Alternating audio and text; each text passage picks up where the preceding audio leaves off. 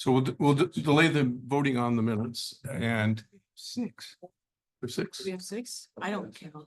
No. Oh, you can't. Gil, Lee, Jess, Effie, Bird. Is that just 5? 5. Right? Yes. Okay. Sorry, We came close. We need 6? We need 6. We have 10 voting members.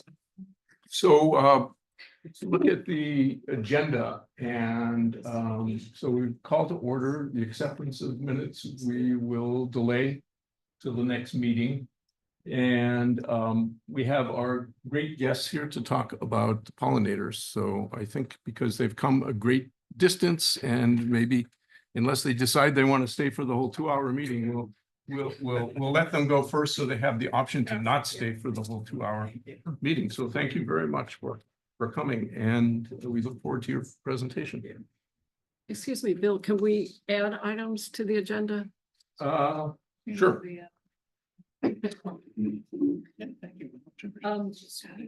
These are quick, Yeah, so those sort of update items. yeah, update, Sustainability Committee website, I'm supposed to be working on. Okay, And the Natural Hazard Mitigation Plan, that was in the papers announced this week. I know Kate and Peter served on the committee. I just want the committee to get up to date on that. And there was something in the notes from last month, follow up from the June meeting, Bright Action to support the CAP and potentially get some funding from the city, from the high school eco club. But that was Yeah. supposed to be discussed this month. yeah, that last one, and I wanted to add, well, we're adding the bike pedestrian plan and Good. I just did mention the Route 1, but those are just sort of information items, but I you know, let's add all those items and hopefully we can get to those, but at very least that Bright Action one, we probably want more people here and maybe we can set it up Yeah. as a topic, you know, you could frame it and then we could get to it next month. Or we could discuss it and not have a motion to vote on, but Yeah. just have to discuss. Yeah, as time allows, Jess. I would also add, if we have time, maybe just a review of the 100 acres or whatever that's being called, that was a special conservation commission meeting. The 100-acre woods. Is that what they're calling? That this committee should probably be aware of and discuss if we. Okay, well, it's a very full agenda Yep. and let's make these Updates. update items and I think maybe the Bright Action recap and supporting the CAP. I wonder maybe, yeah, I don't know if we want to try to include that on Monday, but We can definitely include it on Monday too. Peter and I have an update about, the $20,000 we set aside for the CAP and about Yeah. using that. So I think we were gonna How- talk about Bright Action as part of that. how's the turnout for Monday's meeting? So Monday, it looks like Counselor Denton can't make it, Tori is unable to make it, and I think that's it so far. Otherwise, so maybe we would have a quorum. Maybe. I didn't hear anything from Chaz for this meeting or who else we're missing. But then that might not count as an official meeting since it's not in the, So I'll have to send out another email blast tomorrow begging people to Okay. leave their vacation and come to the Sustainability Committee. yes, that's where the action is. Yeah. Okay, so on to the pollinators. Okay, well, we're Pollinator Pathways. I started it in 2018. And so we're celebrating 6 years of working on this. That's my neighbor's garden. And we use that picture to show that you can just go for it. So anyway, who are the pollinators? In New Hampshire, we've got 7 pollinators. You know, 9 categories of pollinators. Okay, I'll back off that one. Everybody says, oh, the butterflies. Well, yeah, there are others, But what are we? We are an information group. We like to do our research, talk to people, work with people. We work with UNH a lot. We just like to get the word out. I was saying earlier that when we started this, talking to somebody about pollinators was like talking to a deer in the headlights. Really? You know, they really didn't have a clue. Now it's a hot button issue. Now is a wonderful time to be working in it, because instead of sitting back and not asking questions, people come forward with information and say, is this or that, you know, it's really cool. We're doing it because, well, the bottom line, can everybody hear me? Thank you. The bottom line with pollinators, no pollinators, no food. I mean, that is the basic bottom line. There are a lot of other parameters to that. But pollinators do so much for us that we need to recognize it. We need to recognize they're in total decline. And how can you help? Well, you can stop spraying chemicals on everything. You can stop having a golf course for a lawn. When you've got grass like this at a golf course, you've got a desert. There is nothing there for any of the pollinators, let alone butterflies.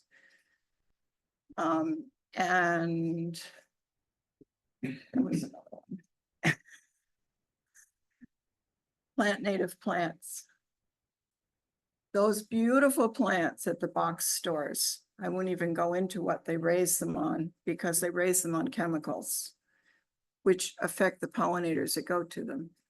But those beautiful plants, they're gorgeous. Most of them are not native plants. There are very few native plants sold at big box stores. Some of the nurseries, local, have local plants. The pollinators and the plants have evolved together. They need them. They need them to lay their eggs on them. They need them to eat the nectar. They need them to eat the leaves. You know, you have a healthy yard when you see holes in your leaves. You've got pollinators in your yard. Bees. Oh, honeybees. Yeah. Oh, well, here we go. We've got bees, butterflies, hummingbird moth. Hopefully you've seen one of those. They're just incredible. Wasps. That wasp is not going to come and bite you.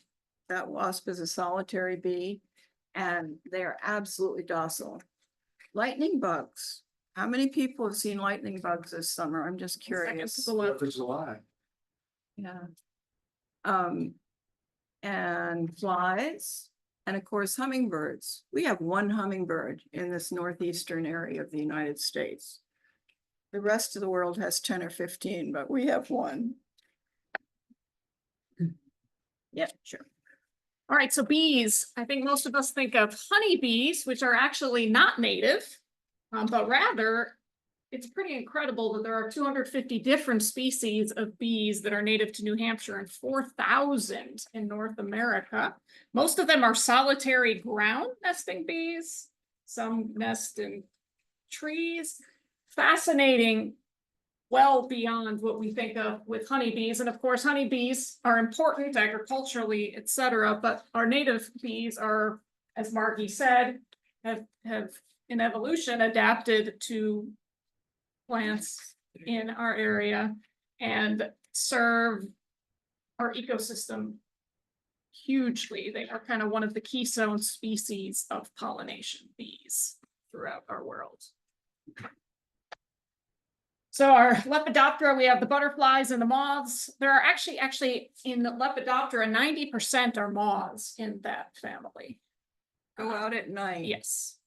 Yes, And that's look when the moths are, is at That's night. when they're out. There are lots of them. And then we have the wasps, beetles, and flies. Interestingly, that bottom right, that is actually a fly that has adapted to look like a bee so that the animals will not bother it. I took an e-course not long ago, and there's a whole hour on how to tell the difference between a wasp, a fly, and a bee, because they all can look like each other. They all serve very important pollinator functions. Some of them like different plants. Some of them have certain host plants that they need. Like I think we all know the monarch butterfly needs milkweed, because that is the only plant it will lay its eggs on. And then hummingbirds, as Margie mentioned, we only have the red-throated hummingbird, but on the right is a picture the other co-founder, Evie, took when she was down in Honduras of the fruit bat. at the and that's, well, hummingbirds and bats, but no bats around here are pollinators, but they serve a huge function as mosquito control. So rather than getting Mosquito Joe, which are one of those companies, the more pollinator plants you have, the more pollinators you have, the more birds you have that are going to eat the caterpillars. Birds catch mosquitoes to feed their babies. Yep. Some birds don't get anything else but mosquitoes, and when you spray for mosquitoes, you're getting rid of the birds too. And I believe, what does a chickadee needs 1,000 caterpillars to Yeah. feed its babies. It's amazing the There's- wildlife we have, given the constraints. So why do we need to help them? If you ask the average person, don't we have enough bugs? Look at the damage. Well, the reality is absolutely not. This next slide, I actually love this. On the right, how many of you remember 20 years ago when you were driving your car and the windshield would be full of bugs? Anybody's windshield full of bugs now? No, I mean, that's the difference right there. The number of the insects have decreased, as it's saying, 9% every year, which is an incredible collapse of the ecosystem. And what does that do to? Is there a primary? Yes, we're gonna health get issue that. for There's that? actually a Okay. number of things. Okay.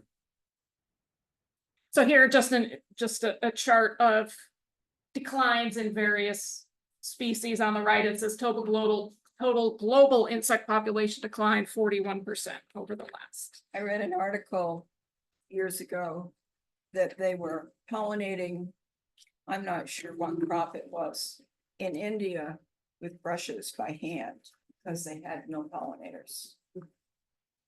And they need the food. Next one. And so we'll just skip this to the next one to go right to the reasons for the decline. 5 reasons, all playing huge roles. So I'm going to focus on, loss of habitat. Obviously, as my neighbor just the other day chopped down a whole area of trees to put a new pool. Loss of habitat. Pesticides, as we mentioned, certainly. I just read an article about the Midwest, and in terms of the pesticides used on crops there, their bee and their populations are down so greatly because of pesticide use and then pesticide runoff. And then the I can never say that, neonicotinoids, it's a pesticide that's implanted into the seeds, and that's what the crops in the Midwest, but they also in big box stores, sometimes the plants will. They use neonics, you put it in the water, you've seen them for roses and stuff. That water goes in, the plant soaks it up, the plant looks beautiful. Pollinator lands on the plant and gets the pollen or the nectar, and it dies because the plant is impregnated with this poison, the whole plant. And Vermont just outlawed the use of neonics a Yeah, few they weeks did. ago. I believe after New York, those 2 states have outlawed them. So hopefully New Hampshire can come on there. Loss of invasive plants and insects. Anybody have an issue with invasives? Yeah, as I drive every day, I see the trees just overloaded with the bittersweet that are taking Bittersweet. place. And what an invasive is many of them brought over from Asia, et cetera, to be environmental, or bittersweet that kind of just clung to something. And then they get spread via birds eating their seed, birds eating the berries, drop them in the woods on an edge, and then they take over and crowd out the native plants, and they are not nearly. They're stronger, they grow faster in the spring. So you've got a native plant that's doing fine here. It gets encroached on by invasives, and they're invasive because they grow fast. They come up, that green in the early spring, most of those are invasives. They're crowding out the native ones that take longer to get going, which is kind of a sad story, but that's where we're at with invasives. And now we're at this point where, we at my house just removed 30 invasive bushes that were planted there when the house was built 30 years ago. And now a number of those are outlawed in New Hampshire.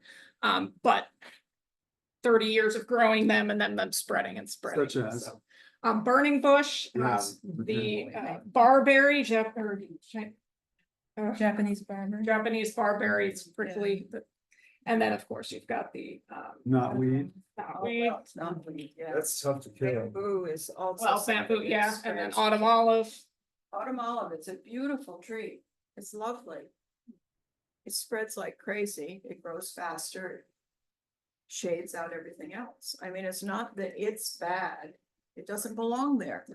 Norway Or maple. exactly. Norway maples, They're they're not- another- Yeah, so in their own place, in their own habitat, they're native, they work with some other plants, some animals eat them, et cetera. Here it just gets out of control. So And then well, I have a question of, like, recently we planted some trees and you can order them online. Is there any, I know this store said, well, we can't ship some species to you because it's not legal or something like that, it's prohibited. Is that everywhere like regulated, like they will know if you buy? As a child, I was brokenhearted when we couldn't have currant bushes in our yard. I hate to tell you, this was the 1950s. Because the currant bush carries some sort of plague, I really don't know what it is. This spreads to the white pine. And if it gets going in the mountains, which it had been known to.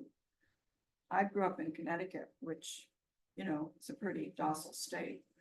You couldn't have a currant bush in the state. But And can you you, can't here either. That's still a rule. can you accidentally make a mistake or like purchase and they don't know? I mean, is there a regulation? How do you know? yeah, you could probably buy one from a state that's not, I think sometimes they say we'll not ship to certain places, but there's no large system of regulation and it's up to states. Okay. So do you have another 5 minutes or so? How long? Yeah. 3 minutes. This is a great presentation. I'm just getting a little Yeah. nervous about. So the full climate agenda. change, I think we all know, talk about heat, so some butterflies rely on certain host plants. There was an example in Michigan where the Carner butterfly needed a specific host plant, but all the host plants came up because the spring was so warm, butterflies hadn't gotten there. By the time the butterflies got there, plants were done, all the butterflies died. The other side of that is all the bugs are coming up from down south and our trees have diseases now that they didn't have 5 years ago. All right. So we can't control all of these, but as Margie said before, we can do something about it. So we'll just move through these Real fast. slides. This is our kind of mission statement. Grassroots effort to restore habitat 1 yard at a time. And how do we do that? Through community partnerships, hence we are here, and then our education and engagement opportunities. And so here's Add just, native plants. You don't have to rip out all those beautiful plants around your house. Just put native plants in with them, mix and match, make small changes, you know. so these are just some of the events and various things we've done. Seed swaps, garden We have a big tours. seed swap in Kingston in November. If you want native plant seeds, they're free. Mark your calendar, yes. November 16th, I think. It's at the rec department, Where are you guys located? Kingston. Kingston? All right, you can keep going. Evie is a photographer, one of the founders, and she's gotten gorgeous, but these are all local pictures. All right, so why should you join our partnership with Portsmouth and the organization? Well, if you are into the native plant thing and if you are trying real hard to help the pollinators, you're helping everybody. So it's a hot topic. Get your neighbors interested. Explain to them that when they spray for mosquitoes, your plants are dying. You know, we are a cohesive group. We don't have one yard that's gonna stand out and another yard that's gonna stand out when it comes to gardens. And for nickel and for dime. You know, engage everybody, get them talking about it. It's hard to understand how important it is until you get that bottom line.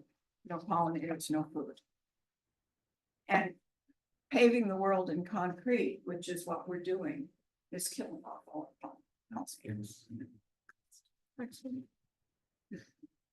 And so becoming a liaison, a partner town, basically you're already doing so many good things in terms of sustainability. You have a committee, but it's a formal engagement with our organization to collaborate. You pledge to educate your residents. You pledge to have pollinator gardens. I know Diana and others are already working in Portsmouth to do what they can for pollinators. And you share your strengths too. You help each other out. We bounce off Exeter pretty often and Atkinson. And it's just a phone call. Hey, are you doing this, that, or the other? I need help on. It's just a collaboration. Okay, next. We have a great Facebook page and that's where our primary mode of communication at this point. We have various events, et cetera. And then the website is through the Kingston page, because as of now, Pollinator Pathways is a branch of the Conservation Committee. We have all our flyers, links to them, et cetera. Next one. And then we ask partner towns to have a liaison to be in touch with us, to let us know when Portsmouth's having your sustainability fair again. Yeah. We can advertise that, we can get the word out, and then when we're having an event, we can let you guys know about, we're gonna do a how to preserve seeds later this fall. You guys can, and advertise the seed swap in November. Next. Next. Yep, these are just, and then as we mentioned that already. And I think that I was seeing is- one of the women in that last picture, her first event was an ice cream social. She just happened to have all the information on the table. And this was epic, and it took off in a flash. Epic is very active. And then these are all the different partner towns throughout the state. This group originally just tried to spread the word in Rockingham County, and the exciting part is so many places want to be connected and spread this word and spread the good news. Are your partners a mix of city groups and citizens groups? When Yes, you say garden they have a clubs. connection to the city, it could be either of those. We started out with just conservation groups and we spoke to conservation commissions. But then people started calling us saying, would you come here? Would you come there? Would you do a presentation like we're doing, here? And we just sort of, sure. So, committee members and guests, any ideas on? I mean, such an excellent presentation. Thank you so much for that. Ideas on ways of connecting with this group? Yes. Well, we have sort of already, I'm sorry. Yeah, I mean, this is, Already. Yes. So that we already have Portsmouth Climate Action. We already have a ongoing community conversations. And we have the fair, which is going to be repeating, and you're connected there, right? Yep.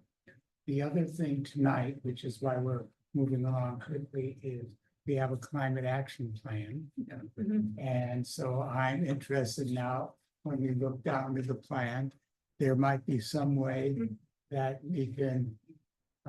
Actually, isn't that what Evie went to the other night? Was your meeting the other night?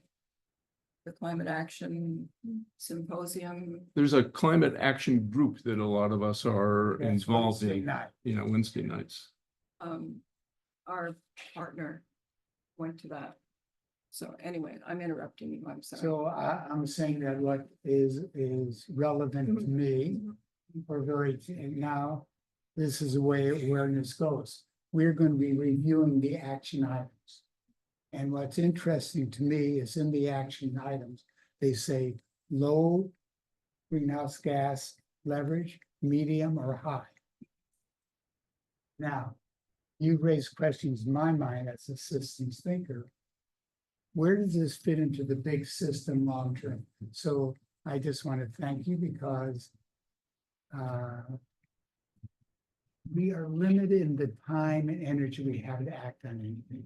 So we're always looking for the leverage points. And usually the short-term ones get our attention. But perhaps, anyway, so you've raised some good things. I think my question is a little bit more logistical, I guess, for like next steps and what it would mean to officially collaborate, because as you said, like we have all these connections. I don't know if Diana or Sandy. Sandy, yeah. I mean, are really, official yeah. liaisons, I Yeah, don't. well, really, it is that a group like yourselves voting to say, we want to collaborate officially with you. So to have some sort of approval, and then we establish a liaison and continue the good work we've already started doing. It's just a point of having a contact person. I mentioned Atkinson. There's a woman in Atkinson who's on conservation, but she's our liaison. And every spring, she calls up, says, we're doing that milkweed seed thing, can you help out, And we go running over to Atkinson and spend days giving away milkweed seeds. It can be something very simple. So it could be someone on this committee, or it could be a community member who's interested, who then just liaisons with you to, So that could be Portsmouth Climate Action, or it could be Seacoast Climate Action now. Diana, is there? Or it could be the sustainability committee of the city that would vote to say, yeah, we want to collaborate with you, and then just, who's your point person or people gonna be? So- Are you or Sandy willing to be? Like, if I there was think like a Sandy and I- tier, Sandy and I like, are willing- you could connect with That's why us? we're here. Yeah, we Okay. both did the Natural Resource Stewards Program through UNH continuing education last fall. And we're very jazzed up about this, and we. and I think connected Sandy's already working on the, whatever, Corners Adopt. the Adopt a Spot. She's also, Sandy's, Michaelitis is also connected with the Adopt a Spot groups, which you guys, I don't know who runs that, but. She's doing one spot and we're hoping to connect with others. So it looks like there are good connections beginning that maybe can be Well, built upon. I was tickled pink to be at the Pocket Garden Tour, because I've done it. And it's just so much fun, but being there and talking with everybody, it was wonderful. So I think we're going to need to move on to our committee business and full agenda, but thank you so much When will, for the wonderful presentation. I You know. yeah. Will this be something that we vote and discuss next meeting when we have a quorum? If we as a committee officially, Yeah, maybe if you Sorry wanted to- to propose an action item for that, so, maybe if there's multiple points of contact, like on this committee or Seacoast Climate Action now, or Portsmouth Climate Action, that's a good start. Just a suggestion, you probably already have it, but the South Church Garden Tour, Yeah. they had a sustainability house a couple years ago. Yeah. If you brought, I think it might be good as a theme that you could introduce if you had the liaison. there. But they were on the garden tour just 2 weeks ago. Yeah, but I'm saying they're gonna be planning for next year. They had a theme. And so I'm saying, I don't know if you've already done that. but that- We haven't signed on the line, but we've talked about being there next year. Okay, so I imagine you already got. And I mean, we would just love to say the city of Portsmouth is on board with pollinator pathways along with our 14 other cities in New Hampshire, and Because as far as the seacoast goes, Hampton, Northampton. Did we get Seabrook, that map that had the butterflies on it? A lot of the seacoast is on board with this.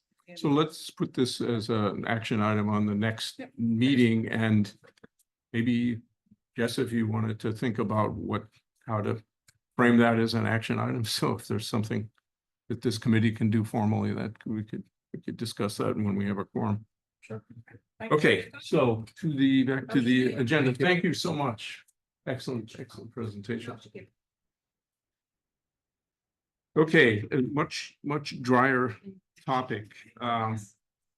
The committee questions and criteria, and just as a reminder, we've been working on this since March. I went back and looked at my notes, so I think we're on, depending on how you count the drafts, we're on the 5th or the 6th draft of this. So I guess our hope is that maybe we can finalize that today. That's the aspiration, so that we can then start talking about how to put this into some use. Kate is passing out and sent out 2 different versions of this. One was a track change version that reflects all the changes based on the many great comments we had last month, and a clean version. So the clean version is what's getting circulated, and can we put up the track change version? The clean version? No, the track change version. Oh, with. Yeah, the last one that I sent. And in the minutes, there's a summary of the comments that we had from the last meeting, and that we were able to incorporate into the clean version. So a lot of great comments, and I'm not going to go through them in any great detail other than to maybe highlight a few of those. And then we have some additional comments that Effie sent in, I think on Tuesday. And if we can quickly review the changes, so here's the clean version. So to the committee, please reference item 4D in the minutes that we also sent out, and you'll see the changes, but really the major changes, let's see, that Tori suggested that when we're giving examples of actions that the committee has taken, that we look at past as well as current and future. So that's been revised to reflect that. So the examples are both past, current, and future. Peter also past, present, and future examples. Then Tori suggested mentioning burden shifting, which is a social equity term. I didn't use the exact term burden shifting, but hopefully captured that in the 3A item. Maybe if we go down to the next page, the 3A, identify ways to address disproportionate climate and other impacts on low income or other disadvantaged households, such as substandard housing, access to green space and public transit, and barriers to public participation. So Tori isn't here, but hopefully this captures the point of burden shifting without using the more technical term of burden shifting, because we want this to be a user-friendly document. Let's see, and then Kristen sent through Kate several suggestions related to climate resilience and particularly heat and preparedness. So for D, the red item is pretty much what Kristen sent in. Collaborate with public health department to tailor emergency management plans and preparedness for extreme weather events and power loss. For example, plan scenarios, obtain supplies, identify, train staff. Events could include heat waves, hurricanes, flooding, vector-borne diseases, tornadoes, droughts, ice, etc. So hopefully that covers that topic. I think it's a really nice addition to this. And I guess if you want to cross-check the changes, you can look at the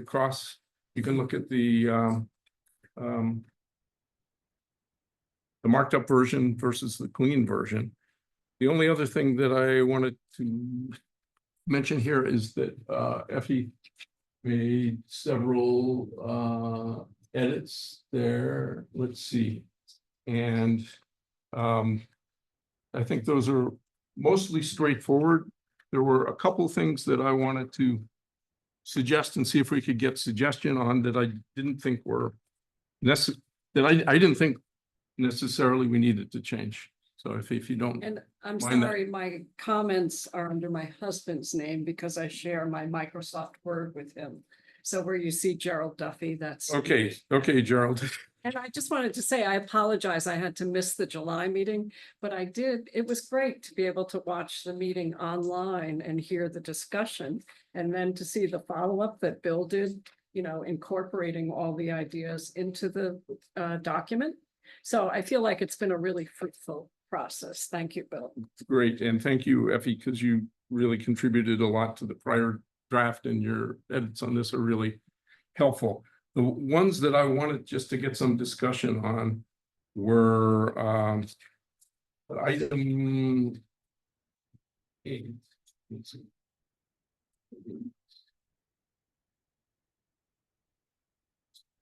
That one is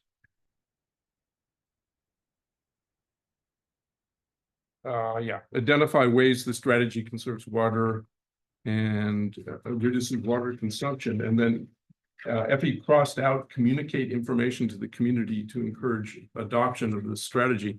And I agreed that was out of balance to put that into that one specific one. So I just basically took that sentence and moved it back up to the top. So as appropriate, when, let's say, a committee is discussing some action like solar panels in the historic district or something like that, if there's a as part of the discussion, there's a potential for communication, then consider that.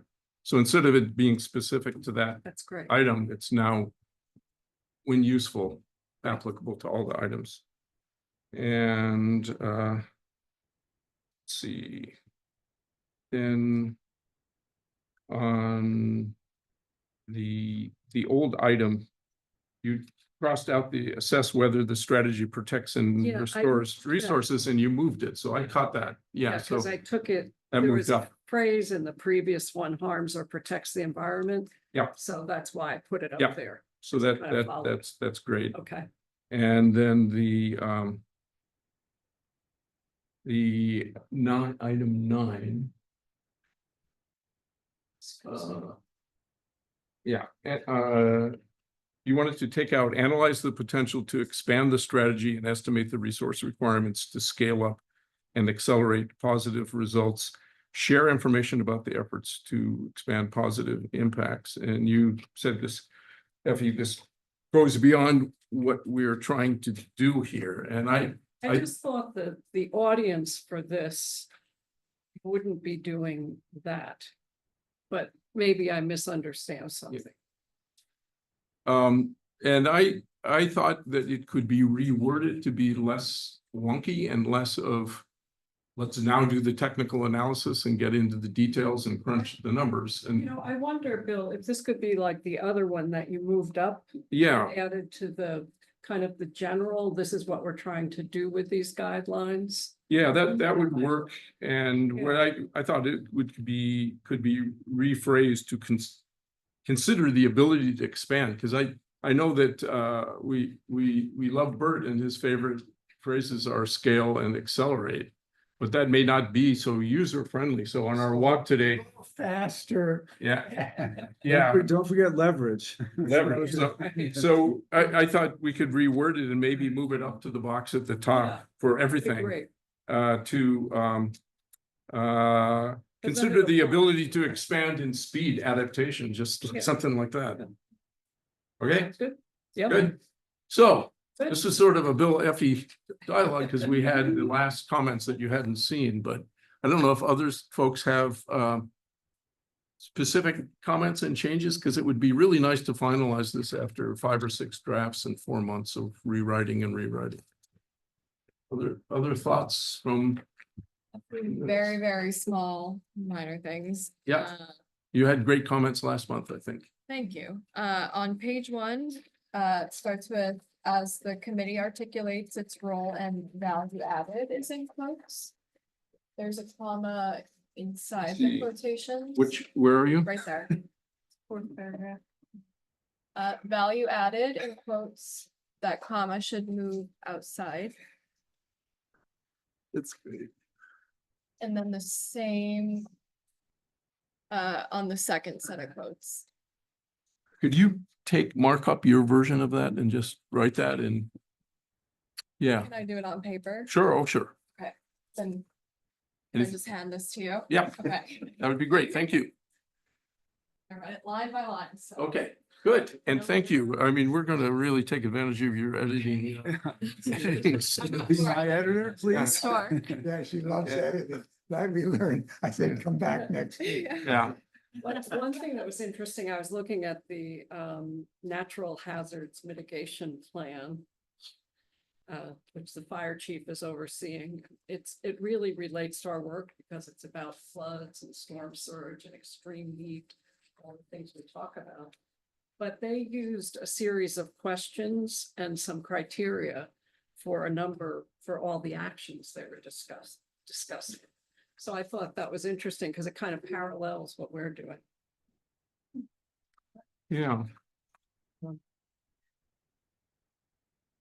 Mitigation. Other comments on this? I mean, I think that we've got enough, with some of the edits we have and just incorporating Effie's edits and our last sort of resolution of a few comments there, just to clean this up and bring it back to the meeting next month and maybe vote to finalize it? I mean, I don't know what it means to finalize it, but other than me not working on the 7th and 8th and 9th and 10th draft of it, I'd like to just say, declare a success on this and then have what will be very interesting, a discussion of, well, how can we use this? Yeah, I would, since we don't have a quorum, I recommend we put in the minutes that we've seen it. And I think that just to get a show of hands, I'm in favor of accepting it. Those who are it's not a formal vote. How many on the committee are in favor of accepting it? All right, so we have acceptance of those of us here. And I think the important thing is next week, and this is what Peter was saying, he thought it'd be good, somebody like Rian or Mike, if you were to come on the committee, if you here at least would give you a start, that would be one use of it. The other use of it, and I put this in the minutes, do we do a state of the city report to the city council? And as part of that, would we ask them to consider this? So in a way, we're helping to create the questions that will formulate policy. So I think that would be good next week. And on the state of the city, I think that one way I've looked at this is that this could establish a baseline of where the city is on several important topics. Just, okay, if we're talking about introducing sustainability policies and practices into the community and into the city activities, where are we on that? And I think it's kind of a mixed bag. There are a lot of things where we've moved ahead on substantially, like the cap or some of the waste ordinances, maybe the housing dialogue, we can say that, but that would be sort of like a starting point. And maybe then there could be a presentation after a year with maybe the use of some of these discussion questions to see if there's been progress in terms of introducing sustainability policies and practices as laid out in this tool. By state of the city, you mean like a report card Yeah, like a sort of thing? informal report card. Maybe looking to things that are on the horizon, let's say like the update of the master plan Mhm. or the, I guess, the annual capital budget, because there may be the opportunity to introduce some sustainability criteria into screening of proposed city investments in the capital budget, like, let's say, greenhouse gas reductions or climate resilience could be two criteria. Right, like establishing a baseline. Yeah, or just, let's say, when the city gets lots of proposals about what to put in the capital budget, is it considering this as part of the screening? Yeah.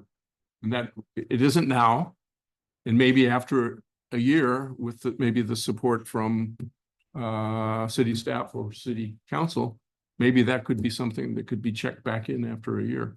But the baseline would be, we're not doing that. We could be. Jess? I just have a clarifying question for Bert. You said in your report to the city council, would this tool be used to create that report? Or would we give this tool to the city council ahead of time so they were looking through this lens when they were receiving the report? Yes. Either. Both. What I was thinking, we want to discuss, we're not even consolidated Yeah. on, are we going to do a state of the city? But if we do, I would say, we want to look at how this might be a piece of that. Because what we're really doing as a standing committee, just trying to get our feet on the ground, what is it we're trying to do in this important and rapidly changing time? So we have this wide spectrum of lenses that we're looking at, and this might be something to help us get on the same page. And that might help the city council. But I don't think anything's a done deal. But I think I'd like to see that as part of the dialogue. Those are Does that two. answer that? Those are two good possibilities, and I think the reason we began this is part of defining the new committee and roles and responsibilities pivoting off of the ordinance that defined and approved the committee. But also looking for ways for a value added to be demonstrated to the community and to the city. So I think the idea is this is intended to be a useful tool for that, but your 2 points, Jess, I think are right on as possibilities. I think it would be really great to get Josh Denton's input on this, like what would be the appropriate way of putting a state of the city, or even this as a document in advance of a state of the city related to sustainability. I mean, it's not the state of the city, the mayor does that, but related to sustainability. Okay, so just to summarize, I'm going to take the last version of the track changes with Effie's comments, the discussion we just had with some additional changes and resolution of Effie's comments, put that into a clean draft. I'll still keep a track change if you want to just have that for reference, and we'll send that out before the next committee and hopefully then vote to finalize it and discuss next steps. I also agree with what Bert said, that at the next meeting, the larger committee group should hear that everyone present at this meeting were unanimous in saying, go ahead with these questions, the guidelines. Guidelines, yeah. Yeah. We renamed this guidelines from questions and criteria. So guidelines. Okay, well, thank you, everybody, for your It's great almost like input. we and support. ratified it Ratified. because we didn't have a quorum. Yeah. Okay, so back to the agenda, and we've got there are these committee topics, how we build our agenda, function of committee notes, facilitator rotation. I think probably, Bert, I might ask you to lead the discussion of those, but let's do the number 4, the renewable energy policy strategies versus cap drafts strategies. Kate, is that? That's We do that Counselor- one? That's Counselor Denton said he wanted to move to Okay. this meeting, so. So we'll leave that for table it for next table. Table it, good, because we've got all these other additions to the website. Bert, do you think we should do these committee topics that are sort of organizational, or should we move to this list of additional items? Let's move to the additional items. And then- Okay, so the additional items, Sustainability Committee website, National Hazard Mitigation Plan. And those are 2 things, maybe, Effie, that you want to touch on, and then the bike ped plan and the Lafayette Road Route 1 plan that I can just give updates on. And review the 100 Acres Conservation Commission. That's Effie, that was yours? No, that's yours. Jess, okay. And the Bright Action recap. So let's take those in that order. So Effie, do you want to give updates on the Sustainability Committee website and then the National Hazard Mitigation Plan? Yeah, for the Sustainability Committee website, very briefly, Jess and I met and discussed it. And I agreed I would look at a few other city websites and also other committee websites on the city site. And I haven't done that yet. So just back from vacation and ready to go. Any questions about that?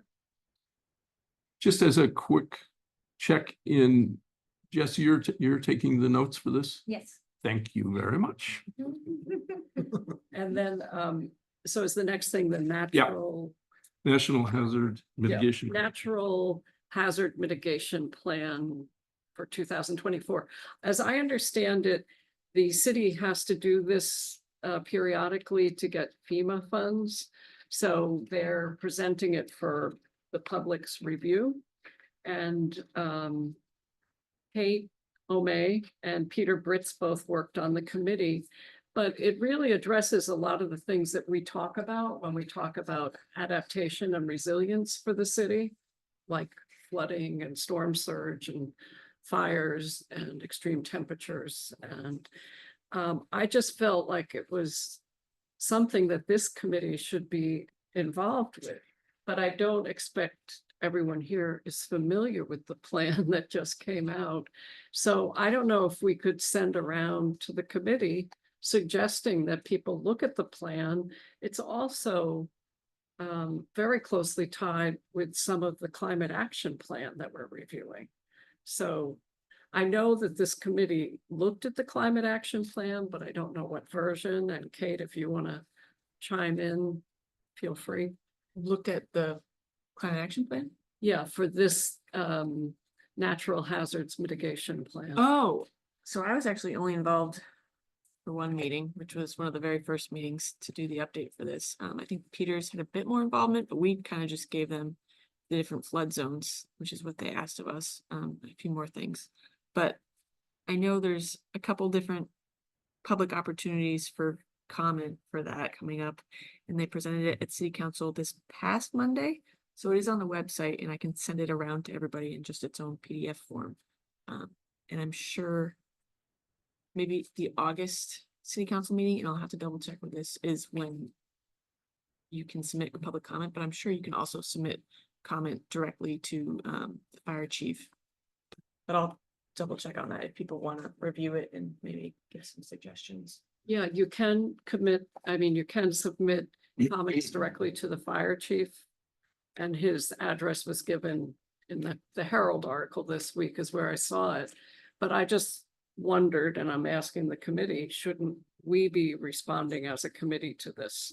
So I think everybody needs to look at it and weigh in at the next meeting.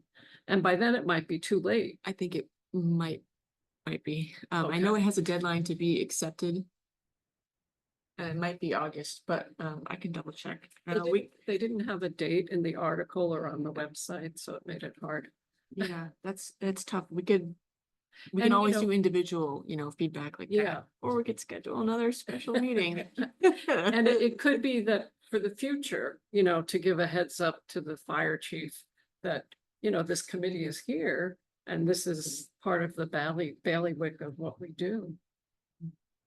Yeah, it does have a tight turnaround for Yeah. public hearings, so I think it was kind of a rush to hit that deadline. Just what comes to my mind. I remember when I worked with sustainability so many years, and then we started getting mitigation. And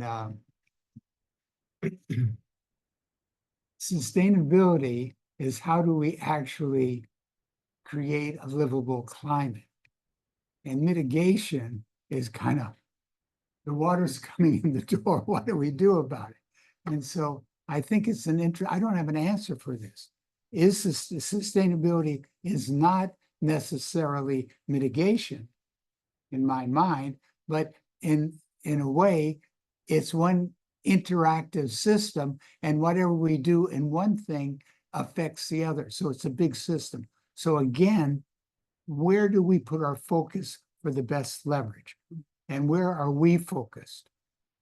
And I don't have the answer, but I think I'd be interested in what you're thinking. Yeah. So two things. Usually when I hear mitigation, I think it means greenhouse gas emissions reduction. Me too. When I hear adaptation and resilience, I'm thinking it's about shoreline rise and storm surge and heat. Protection and response. Yeah. So the climate action plan has chosen to address both. Okay. They have 6 topics and the 6th one is something adaptation and resilience or something. So since we are following whatever's in the climate action plan, I mean, it's not final yet, but I would assume that's part of our responsibility. You just help me clarify my own Sure. question. Mitigation, of course. Sure. And the adaption is Right. a whole nother, but we're Right. doing them. Right. All right. Yeah. Thank you. That's very Sure. helpful. Sure. Thank you. And we'll talk more about it Monday. And we'll talk more about it Monday. The bike pedestrian plan, I think, the original plan was 2014, and there's a major update underway by the city, just like the city did the climate action plan. It has a consultant working on it. It has an advisory committee that I'm on, and it was at the farmer's market 2 weeks ago, the consultant and so Jillian Harris Yep. is sort of like your parallel on the bike. Yeah, Ed she is plan the city on the staff cap. liaison. Yeah, and so there's a lot of activity related to that, and maybe many of you have had the chance to fill out the survey with a map where you can put in your comments. Maybe I'll provide like a little description of that with the link. It's been in the city manager's newsletter the last several weeks that maybe Kate, you can send around. And in parallel to that, and that's a city bike ped plan.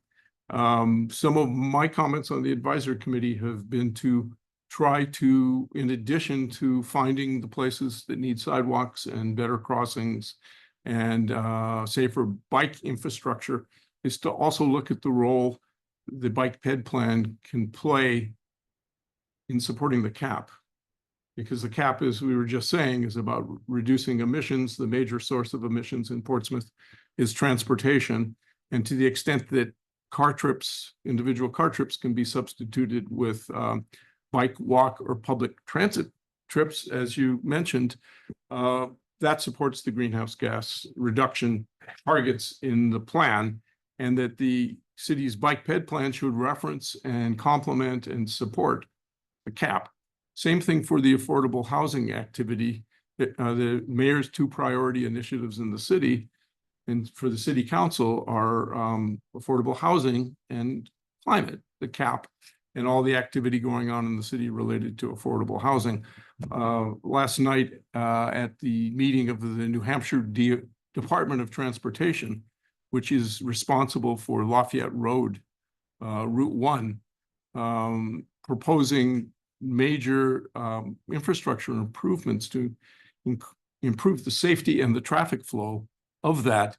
In their preferred recommendation that they presented last night, they have sidewalks and protected buffered bike paths on both sides of Route 1. The Route 1 project goes all the way from Portsmouth to the Massachusetts state line, Seabrook. But they've broken it up into different pieces. So the first piece goes from Wilson Road, Market Basket, down past Walmart Community Campus, down a ways. They've proposed a couple of roundabouts to be safer than the traffic intersections, but the bike ped plans. So they have also asked for public comments. They have a really nice website with schematics of what they've got. So I think at the same time, maybe you might consider offering your input to the city's bike ped plan. You might want to offer your input to the Route 1 plan as well. So maybe I can send you both of those together. So that's the update on that. Is that Yeah. the state, did you say State's Department of Transportation? Yes. Okay, and they have that accessible through their web or something? Oh, yeah. A lot of information and a very nice presentation from the State Department of Transportation manager and the state's consultants, and a lot of debate. So they had discussion from SABRE and TCAG, if you remember, Transportation Climate Action Group, that had presentations last year to this group. And a lot of abutters and residents, businesses and residents along the right of way. So some pretty lively discussion on the roundabouts and whether to support the bike peds and sidewalks. What is the timeline on that? Timeline is really long.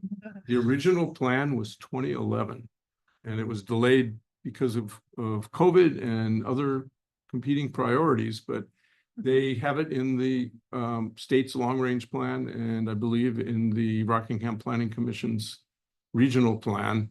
And the funding would come from available federal funds, 80-20 match that comes to the state.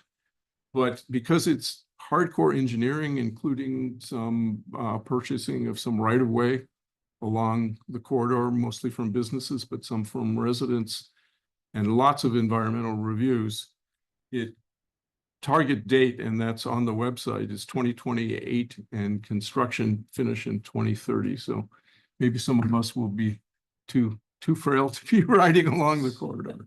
We'll see. Tricycles. Not you, John. You'll be roaring along. Okay, so that's an update on that. Then Jeff, did you want to say something about the review of the 100 acres conservation? Sure, and Kate, feel free to chime in if I miss any major details. But city's Conservation Commission recently had a special meeting, because it was brought to the city a proposal. CELT is in talks with a local landowner, Mr. Cavaretta, who owns 94 acres over off of Elwyn Road, and he is considering putting it into conservation. And CELT has asked the city if we would support that effort, and part of that means contributing $1 million towards the purchase price of that. They are also seeking grants and funds as well, but they need city support and collaboration. So you should, by all means, if you're interested, listen to the special meeting. There's a lot of details about all the logistics of the arrangement and the agreements. I know this, my understanding is this is a relationship that CELT has been working on for a long time. And the city was not brought aware until the purchase and sale was established. We don't really know why or the details of that, but that's when we were invited to participate. So Conservation Commission, and I was not there, but I watched the whole thing, and Kate had me on speakerphone so I could chime in if I needed. But the members who were present who could vote unanimously agreed to support this effort and to express that to the city council when it comes up for their review. So this is something this committee should be aware of, and I don't know when. Does it come up at the next city council meeting? I think they're planning to be on the August 19th city council agenda, and CELT, which is Southeast Land Trust, a local land trust group, the Seacoast in New Hampshire and some communities in Maine too, should be doing a similar presentation again during the city council meeting, I think. But like Jess said, the special meeting with the Conservation Commission, they had two major motions. One, to write a letter of support for a major grant application that CELT is applying for to help fund the project. And they needed sort of City of Portsmouth to show that they supported the project financially, but also just morally, and because the commission's interested in that parcel. And the second motion was to ask the city council to approve up to $1 million, which was the asking amount for a donation to help them get the conservation easement. I had a question. Does any of that $1 million go toward development of it for public access? That is potentially a long-term plan. The current arrangements of the purchase and sales are the property owner will still be present on that land for the time being. So like building trails and developing that at that point is not part of the initial, but that's hopefully the long-term plan that CELT intends for the property down the road.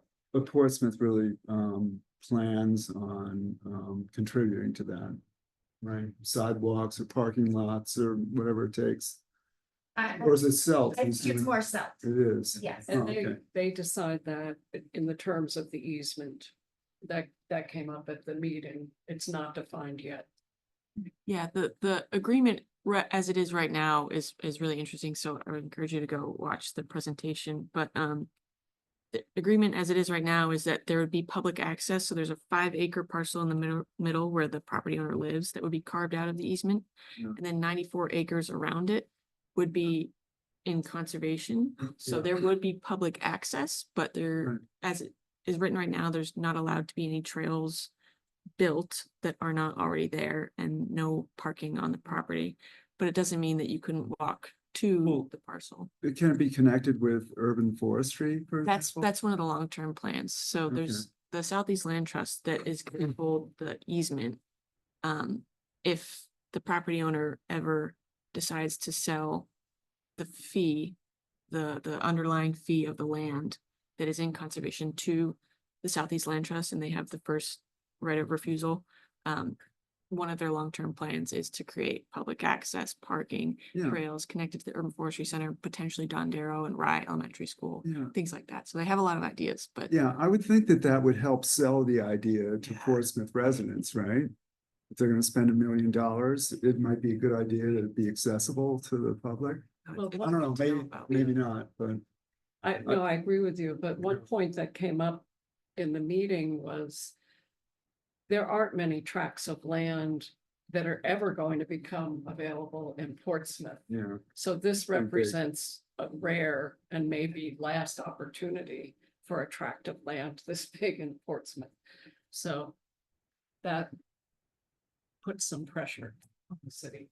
And I just felt like it paralleled so many of the things we talk about here, whether it's having more green space and green trees to help with climate change, and how much this is present in the cap. I did see some mention of saving forests in Portsmouth. So I felt like it was another thing that this committee needed to hear about. But again, if it's going to the council August 19th, we don't have a quorum to vote on anything and people haven't seen the meeting. So I guess in the future, we just have to get out in front of things like this better.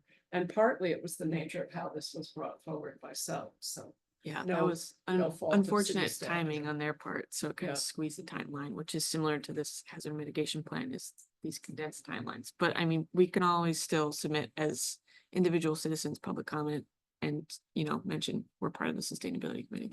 Yeah. So that's always, I think, That's pretty true. powerful to the city council. Right. Yeah, I mean, there's so many of these things that come up, and I think they're really limited by our involvement in other activities and committees, but I think one of the questions is that when do we want to submit things as a committee and when do we sort of fall back on doing things individually? So I think we probably touched on 6 or 7 different things. Maybe these guidelines and tools are useful to have in hand Yeah. for that, especially if they've had some more formal visibility. We had the 2 original updates on the agenda, I realized, and one is the Community Engagement Committee, and then maybe Kate, you can talk a little bit about what you're thinking of for format for the Monday meeting and anything else you want to say about the cap at the community engagement update. Anything on that, like next ones You know, or it ties to the Bright Action question, but I think Bert, did you suggest if we move it to Monday's meeting because we'd have a quorum? for the cap? Well, we might see, you might just state a little bit now because then I'll Yeah. facilitate money, we'll see, yeah. So Bright Action is an app that the city of Portsmouth has purchased for 1 year. And it shows actions that households and organizations can take to lower their carbon impact. And it was paid for the first year by Seacoast Climate Action Network. But the second year is coming up and it's $2,500, which is not so much money.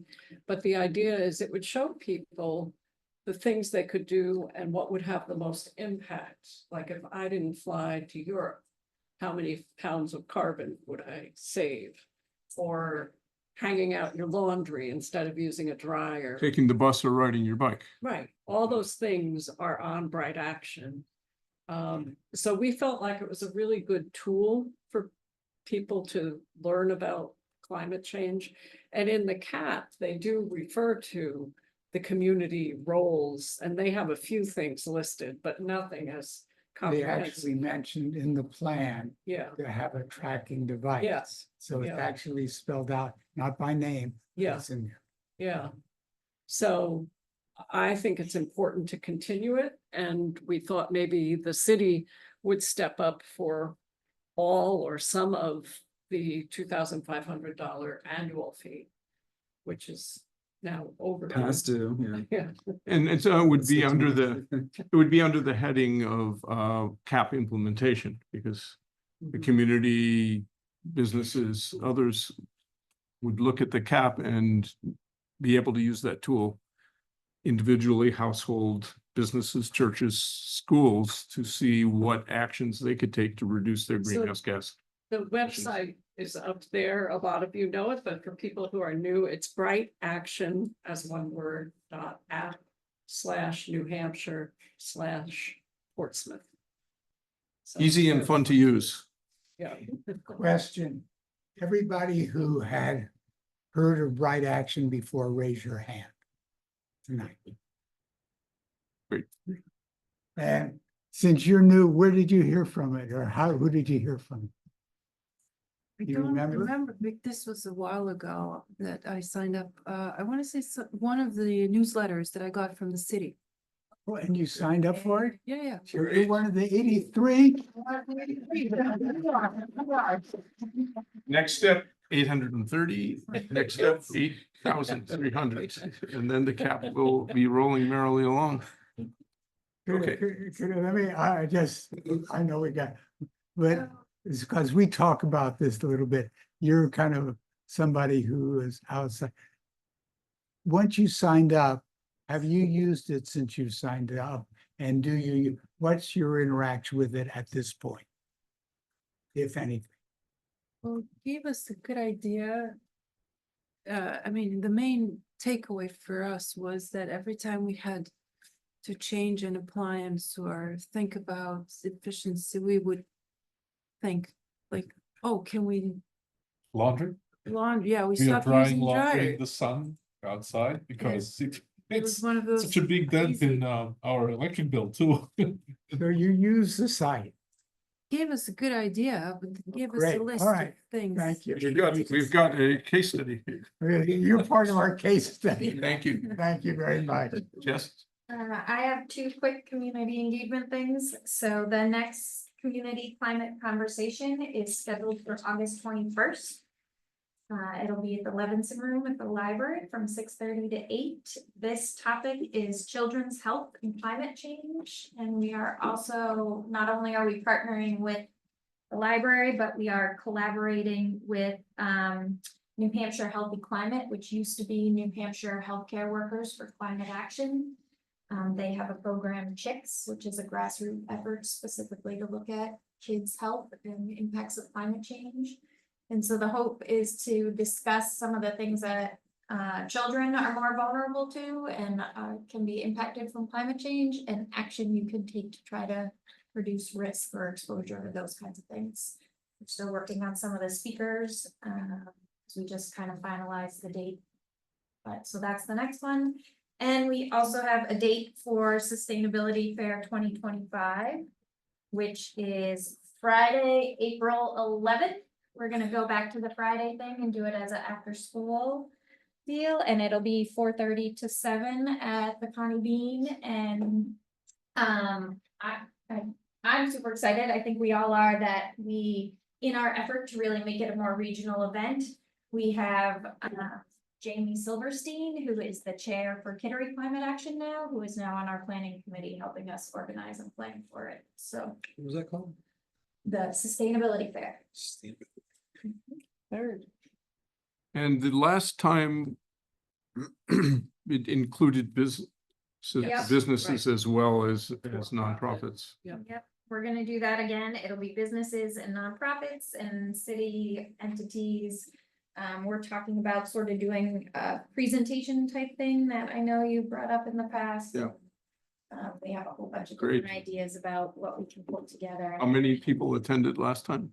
750, which was up 250 from our first year where we had about 500 people attend. So we're growing. Great, great. And we've been planning a sequence of community conversations, so just described the next two, and then there are a few others on the horizon, including a second one focused on the cap and maybe the bike pedestrian plan on transportation. And I think as of last night at the Route 1 corridor meeting, Portsmouth Smart Growth seems like they're on board with that. And so we probably include Coast and Sabre, the bike coalition, and we'll hit some of the things that you were emphasizing. We may even recruit you to help organize it and plan it, but it's so I think that we'll have a few more through the end of the year. Okay, so let's see, we have covered, I guess, everything except the organizational committee topics, and it looks like we've got time. Bill, what about the CAP special meeting? Cap special meeting, yes, okay. So Kate, we have a Monday meeting and you've circulated the draft cap. How are you thinking of organizing that meeting, and should we come prepared to discuss, or should we be writing up comments, or what's Good useful? question. So the draft that was prepared by VHB and the consultant team, we sent that just to, so the only people really editing it are planning and sustainability department staff and the sustainability committee members. So we've sent that to you all in a Word document format. And I know that a lot of people, not a lot, but a couple of people can't make it on Monday that are members. So we've asked anybody who can't make it to the meeting on Monday to send in any edits or feedback. Right in the document is easiest, or if you want to write it in email format by Monday at noon, so that I can compile that and bring it to our meeting to talk about other members' comments.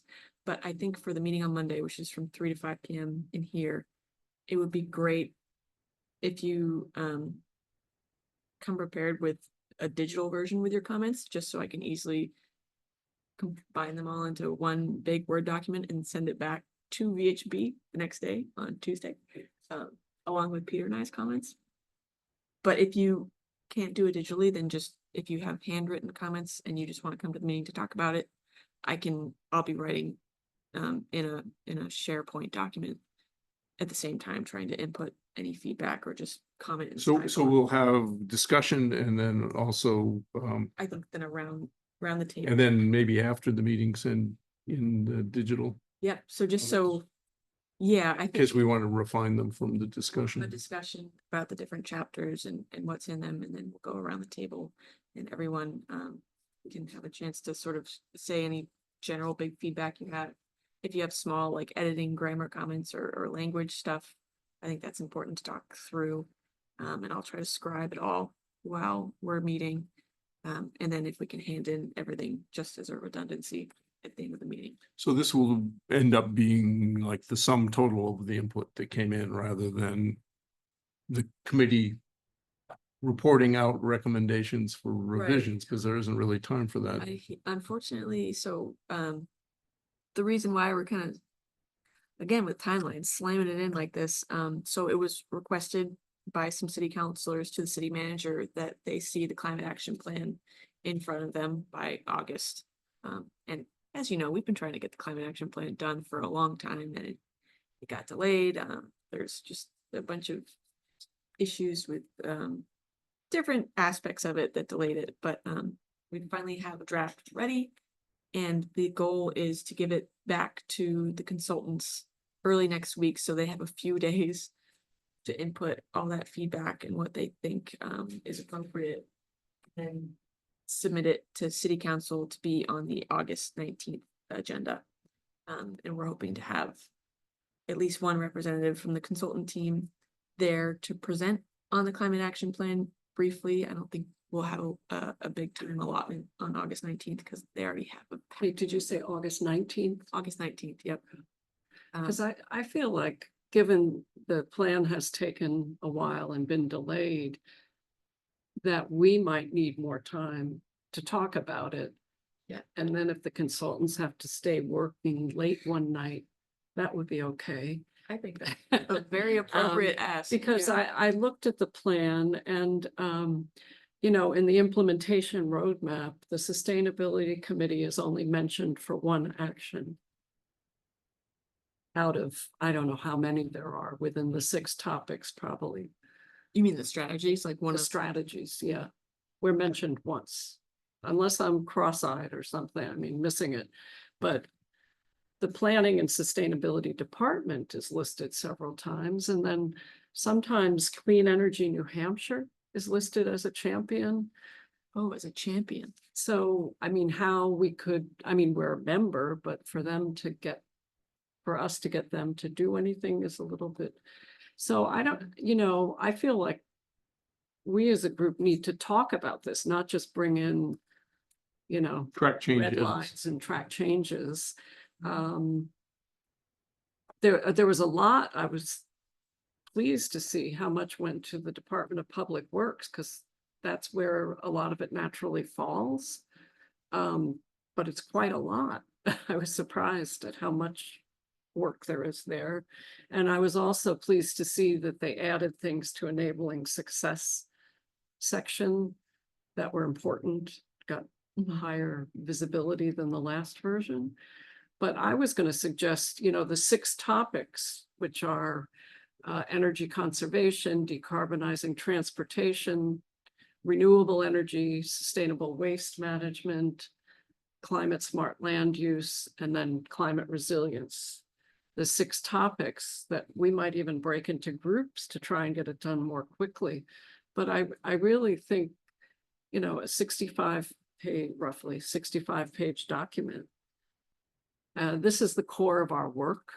This is what's written into the ordinance that we follow.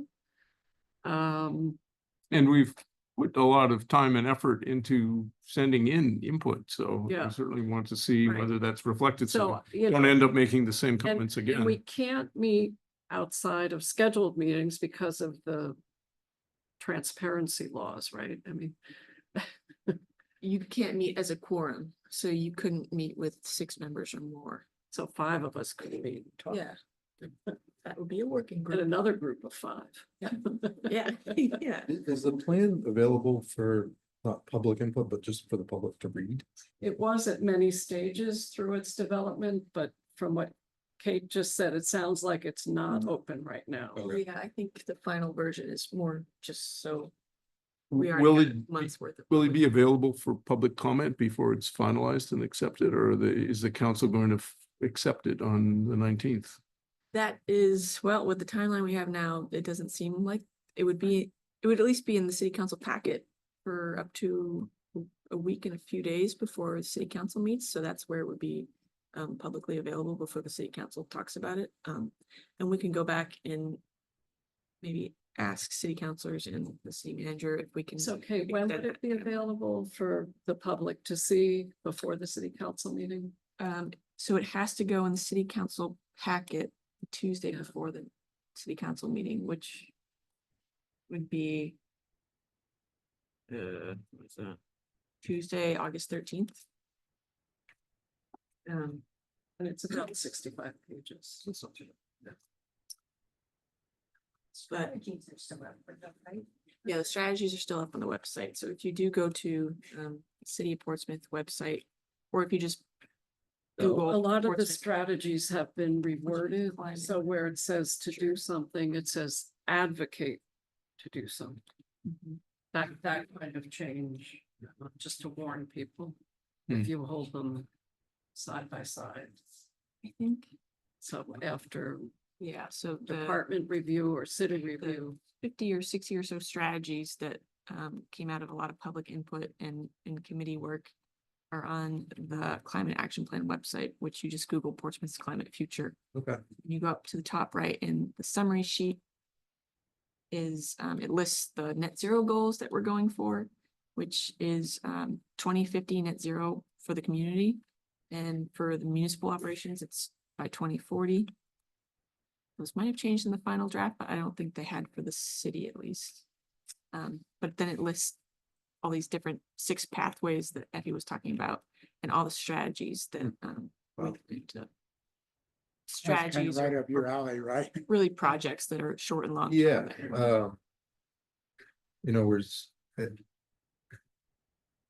you're seeing a lot of this, like in Portland, Maine, and then Massachusetts has a 2050 plan as well. And it's just bothered me that New Hampshire just hasn't, it's like everything that I've heard tonight is right up the way that we build. I mean, the houses that we produce, you can get to a net positive house. You're producing more energy than you're using. And that's amazing, but I think I've had a hard time since I started this business, understanding how to educate and how to, it's so hard to make that a building code. Like it's like, you know, I just don't know how you do it. And, but you know, the resiliency that we've talked about, the heat and cool extremes, these houses, you can lose power and still maintain a relatively comfortable environment for 3 days in the winter. You know, with very renewable materials, a lot of wood. You know, wood is the most renewable resource that we have. And so it's just, I guess I'm not here tonight to sell what I do. I just am interested in what, you know, the Seacoast area is focusing on for stuff like this. I wanted to ask you, what do you think is like the major impediment to encoding these principles? I think it's the big, Is it expense? it's, yeah, it's a little bit of expense. There's a premium there's more material for a house or a building like this. The key is a lot more insulation, but over 20 to 30 years, it pays off tenfold, right? So the challenge is education. Education, awareness, and I think that we could get the cost down to a comparable level. Especially with, there's a couple companies that build these panelized packages in a factory. And you basically just hit print on a computer and they can make an entire community of really energy efficient homes. We do have committee members with a kind of compatible interest Yeah, with yours. They're just not here okay. tonight. So it has, Well, I that would sort love of general arena has been of interest to Yeah. this committee. City policy that he can speak to better, that members of this committee created, that all future city projects over a certain monetary limit are built to lead standards, right? Yeah, all municipal, it's the municipal green building policy, so it's something like threshold of like $2 million. It has to be LEED silver. If their parking lots to be repaved, they have to use certain materials, and I think there's an electric vehicle wiring component. There's low carbon concrete requirements for different thresholds. There's HVAC requirements for energy efficient. And I think Upgrades. that was seen as like a stepping off point, like if we could get to do it at the municipal level. Yeah. Eventually, Yeah. gradually. Yeah, and I've worked on some lead projects as the contractor. And there's some behind the scenes stuff that, I'm sure it's you know, different, it's like, but there is movement. yeah, good, good. Yeah. Yeah, and I'd love to present like pollinator group. Yeah. and, just to spread awareness. That's really all I'm trying to do.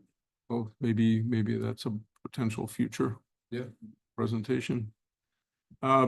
Let's finish up the last items on the agenda. We've got probably enough time, and these are organizational sorts of things. Bert, do you want to? Did we finish the discussion about the CAP document? I'm sorry. Yeah. Yeah, Yeah. it's gonna be tricky, but So we have completely- 2 hours Monday and. Right, and I completely understand, and I don't personally feel that that's enough time for us to review it and really get the most out of what we want for our presentation to city council and a final celebration of it. And I don't love that we're being rushed like this, but that's completely justified to bring that to the city council, and maybe potentially I can go back and ask my Or boss to- and Karen to meet see as if groups of we can meet in the five. middle, and we can use our city council representative, although he won't be there on Monday, to see if they're willing to wait another month to really see this through. Well, and just to be clear, I would like to say, I think it's a fantastic job they've done here. It's more the process issue that we as a Yeah, group didn't get yeah. to talk about. It's just not. I quite enough think time. several of us will be there. You're gonna be there Monday?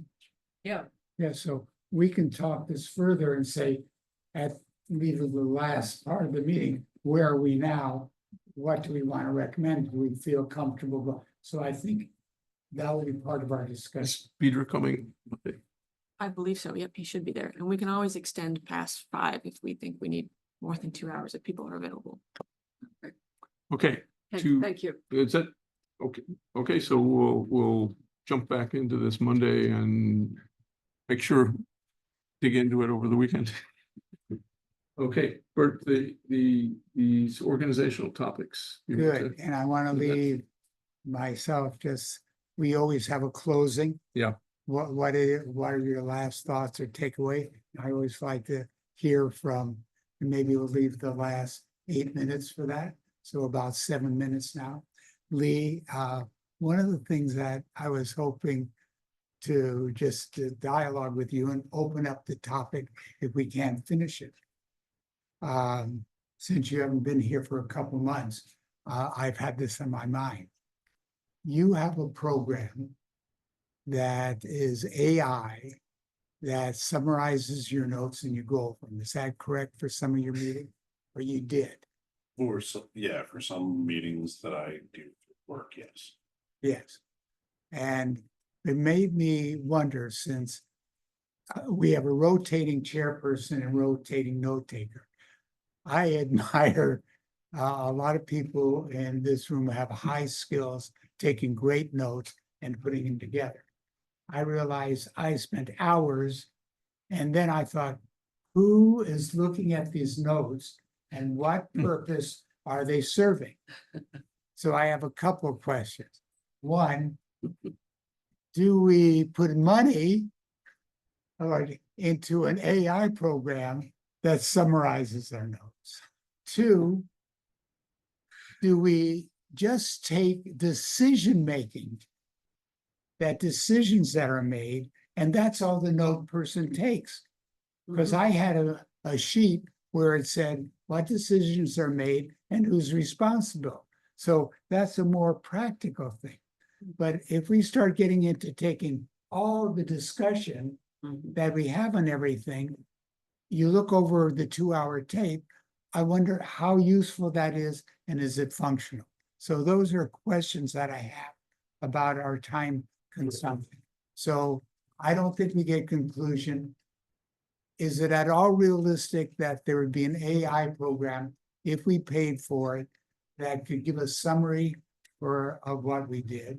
Or what's your thought on it, your experience? There are problems with doing it in this kind of a meeting. If you're doing it with a virtual meeting where each person is identified, it can actually identify the person who's then speaking in this kind of a form, because we're speaking through a microphone and the way we would end up capturing it would be a computer program. It wouldn't be able to necessarily identify the person who's speaking. Good, and so we'd have to say this is, okay, second question. Yes, Jess. I have a question. Have you looked at notes from other city committees and what their notes look like? I mean, I know conservation commissions are extremely detailed, but I've never looked at trees and greenery or. I have to say, the reason I'm asking about this is I don't go back and read notes pretty much. And I don't get into the detail and retain the way so it's not functional for me. But I know that when you two come and you have edits, I say, whoa, I wish I had that skill, that interest, and that passion. So maybe both of you could talk about what is your thought about, you've been on other committees, what is your thoughts about our function for this committee and and we have a rotating, maybe that's not the best way to go. Do you have thoughts on that? Because you guys have worked. Well, as I said, I mean, city staff takes notes for Conservation Commission, but those notes are extremely detailed with who is speaking and, you know, a general summary of what they said. It's not necessarily quoted or anything. For me, when I do notes here, I try to hit the main topics of each discussion or any kind of facts that are given or any kind of decision that is made. But I mean, like in regard to the pollinator pathways, I just said refer to the recording and wrote a couple of brief things down. I didn't, you know, go into what they wrote for 15 minutes. So when I did the notes for the prior meeting, they were fairly detailed on the comments on the guidelines, because that's what I used to edit that. So that was maybe more detailed for that use. Yeah, you can really be, you know, as descriptive as you want, or just summary of the topic. This was discussed, refer to this timestamp, you know, you can timestamps in. But a lot of committees and boards do very broad minutes like that, because there's recordings that you can just go back and listen to the word for word. Conservation Commission is a bit different, because the old minute taker dropped the Conservation Commission a couple years ago, and I I got stuck taking the minutes for the Conservation Commission. And it was supposed to be temporary, and I'm not great at summarizing, so I do very detailed word for word, and it's my own problem. So you can do as detailed as you want. By or as little as you city want. ordinance, we do need to submit notes, but there aren't Right. criteria for that. Right, yeah, there's no standard that you need to Okay. follow, just, So I'm gonna say we'll bring this up again next week, and I'm aware that I'm getting clear. I had two things we have in the minutes. We do need to submit minutes. There are no criteria. So at our next meeting, I want to talk about, is it functional? The reason I wanted rotating chairperson and rotating note taker is that the more we own the committee, the better I think we have a community that really works. But maybe I wanna revisit. Okay? Yes, Good question. Isn't there one requirement, and that requirement being that it needs to be Say, posted yeah. publicly within 72 hours or something to that effect? oh, no, so it just has to be, draft minutes just have to be on file with the city clerk's office, which is when you send us the drafts, we just have them on file. I don't know if there's specifically a timeline for the school board stuff. It seems to be different. Okay. But I should mention there is criteria for minutes that you include attendance. attendance, who's there and all that. Yes. Yeah. Names of participants, yeah. Speaking of guests, we've had such great guest participation in this meeting. Can we be sure maybe that Kate has the names and emails, so we can include you in distributions? Great. So I would say at this point, we're ready to close the official meeting, and then we have our checkout, which will just take a few minutes. So I move that we adjourn. Second. That's how we need to vote. There's no Can't really go. Okay. The meeting that never ended.